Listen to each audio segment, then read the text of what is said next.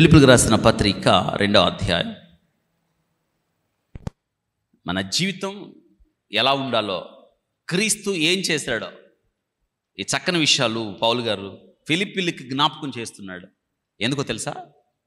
మీరు అలా బ్రతకాలి అని. క్రీస్తు యేసుకు కలిగిన మనసు మీరు కూడా, మనకు ఆయన మనసు అయి ఉండాలి. మనం చాలాసార్లు అనుకుంటామే వారి మనస్సు మంచిది, వారి మనస్సు ఇదినా. ఈ వాక్యం క్రీస్తు యేసు యొక్క తగ్గింపు ఆయన ఏ స్థితికి తీసుకొని వెళ్ళి, ఎందుకు అంత తగ్గించుకున్నాడు ఆయన అంటే తనుండు స్థలంలో మిమ్మల్ని ఉంచులాగున్నా. ఈ వాక్య భాగంలో చూడండి, అక్కడ చాలా విషయాలు చెప్తున్నాడు. చూడండి, దేవుని స్వరూపము కలిగిన వాడై ఉండి దేవునితో సమానముగా ఉండుట విడిచిపెట్టకూడని భాగ్యం అని ఎంచుకోనలేదు. కానీ దేవునితో సమానుడు, ఆయన దేవుడు. ఆయన మనుషుల పోలికగా పుట్టే. ఏ పోలికలో వచ్చాడంట? మనుషుని పోలిక. మనుషుని పోలిక అంటే మనం దేంతో చేయబడ్డాం? మట్టితో కదా. మట్టితో చేయబడ్డాం. మహిమ నుండి మట్టిలోకి వచ్చాడు ఆయన. ఎంత తగ్గింపు ఆలోచించారా మీరు ఎప్పుడైనా? చిన్న విషయాన్ని తగ్గించుకోలేమే మనం. మనల్ని ఎవరన్నా తగ్గించి మాట్లాడితే బాధపడతామే, కోప్పడతామే, ఇంకా ఆ స్థలానికి రాకూడదు అనుకుంటామే. చూసారా, ఆయనంట మనుష్యుల పోలిక, మంటిలోకి వచ్చాడు ఆయన నీకోసమే. ఎందుకో తెలుసా? నిన్ను మహిమలోనికి తీసుకుని వెళ్ళడానికి. మొదటి ఆదాము మహిమను పోగొట్టుకున్నాడు. తిరిగి ఆ మహిమను తిరిగి నీకు ఇవ్వడానికి కడపటి ఆదాము మట్టిలోకి వచ్చాడు. ఇదే తగ్గింపు, ఇదే దీనత్వం మనం నేర్చుకోవాల్సింది. క్రీస్తు యేసుకు కలిగిన మనసు అంటే అర్థం ఏంటంటే, నీవు నీ కొరకు బ్రతకద్దు, క్రీస్తు కొరకు బ్రతుకు. ఎందుకంటే ఆయన దేవునితో సమానముగా ఉండుట విడిచిపెట్టకూడని భాగ్యమాన్ని ఎంచుకోలేదు అని. చూడండి, నాకు చెప్తున్నాడు, దాసుని స్వరూపమును ధరించి. ఏ స్వభావం? దాసుడు ఎవరో తెలుసా? సమాజంలో అందరికన్నా లాస్ట్ చివరిలో ఉండేది ఎవరు? దాసుడు. దాసుడు అంటే ఎట్టుంటాడంటే, దాసుడు ఆ దినాల్లో ఎట్ట లెక్క పెట్టేవాళ్ళు అంటే, మీ ఆస్తి ఏంటి అన్నారనుకోండి, మాకు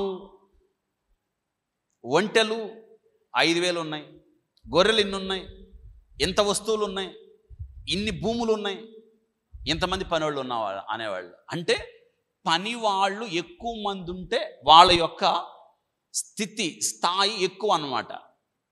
అంటే పని వాళ్ళను కూడా వస్తువులుగా లెక్క పెట్టేవాళ్ళు, కానీ మనుషులుగా లెక్క పెట్టేవాళ్ళు కాదు. ఇప్పుడు పనివాడిని కొనుక్కునేవాళ్ళు మార్కెట్లో.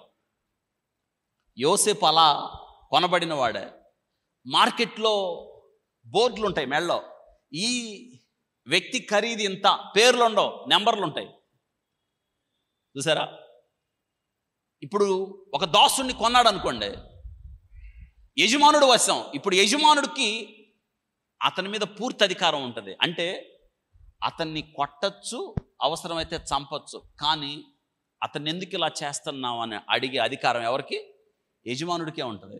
అది దాసుడు. మళ్ళీ ఇతనికి నచ్చలేదు అనుకోండి, దాసుడిని తీసుకెళ్ళి మార్కెట్లో అమ్మేయచ్చు, వేరే ఒకడు కొనుక్కుంటారనమాట. అంటే దాసుడికి ఏ విధమైన స్వతంత్రత లేదు. యేసుక్రీస్తు ప్రభువారు ఆ స్థితికి వచ్చాడు నీ కోసం. దాసుని స్వభావం. ఎందుకో తెలుసా? దాసత్వములో ఉన్న నిన్ను నన్ను విడిపించడానికి ఆయన రక్త మాంసములలో పాలిభాగస్తుడు అయ్యాడు. అదే దాసుని. ఇంకొక మాట చెప్పాడు అక్కడ, రిక్తునిగా చేసుకునేను. చెప్పండి, ఏం చేసుకున్నాడు? ఖాళీ అయిపోయాడు ఆయన. చూసారా, యేసుక్రీస్తు మానవుడిగా మన మధ్య తిరిగాడు ఆయన. 33.5 సంవత్సరాలు రిక్తుడిగా తిరిగాడు ఆయన. తన దారిద్ర్యము వలన మనం ధనవంతులు కావాలని, ఐశ్వర్యవంతులు కావాలని దేవుడు కోరుకున్నాడు. ఈ లక్షణాలు మనకు ఉండాలి. ఇది చేయకపోతే మనకి స్థితి ఉండేది కాదు. యేసుక్రీస్తు ప్రభువారు రిక్తుడుగా మారెను. తనను తాను ఖాళీ చేసుకున్నాడు. ఆయన్ని నమ్మలేదు ఎవరు. నేను దేవుణ్ణి అంటే నమ్మలేదు, దైవ కుమారుణ్ణి అంటే నమ్మలేదు, నేను అబ్రహాము కన్నా ముందున్నానంటే ఎవరు నమ్మలేదు. ఈ దేవాలయాన్ని పడగొట్టండి 3 దినాల్లో, అన్నీ చూశారు, ఆయన చేసిన అద్భుతాలన్నీ చూశారు, కానీ ఆయన ఎవ్వరు నమ్మలేదు. చివరికి సిలువ వేయండి, సిలువ వేయండి. బర్బాను కోరుకున్నారు, కానీ యేసుక్రీస్తుని ఎవరు కోరుకోలేదు. ఆయన సిలువకు వెళ్ళాడు. ఇదే వ్రాయబడింది చూడండి. ఇప్పుడు ఆయన ఆకారమందు మనుష్యుడిగా కనబడి మరణము పొందినంతగా, నీకోసం సిలువ మరణం పొందినంతగా విధేయత చూపినవాడై తన్ను తాను తగ్గించుకున్నాడు. మరణము పొందినంతగా అంటే ఈ లోకానికి వచ్చింది ఆయన దేనికోసం? మరణించడానికే. ఆయన కార్చిన రక్తధారల్లో నీకు నాకు విడుదల ఇవ్వడానికి యేసుక్రీస్తు ప్రభు ఈ లోకానికి వచ్చాడు. ఇది నన్ను ఈ వాక్యం వింటున్నాం మనం. ఎందుకు ఈ విషయాలు రాయబడ్డాయి? ఈ లోకంలో మనం అలా బ్రతకాలి. క్రీస్తు యేసుకు కలిగి ఉన్న మనసు మీరు కూడా కలిగి ఉండండి.